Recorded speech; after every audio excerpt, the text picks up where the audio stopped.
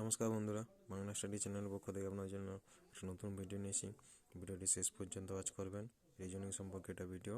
তো ভিডিওটি ভালো লাগলে লাইক, কমেন্ট এবং শেয়ার করবেন।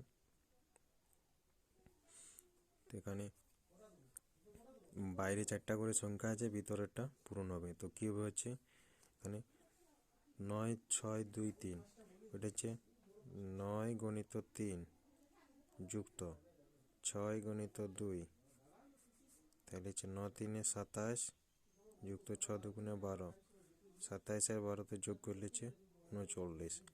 সেম এটাতে 1 গণিত 2 কোনাকুনি যুক্ত 4 গণিত 7 2 যুক্ত 28 সমান 30।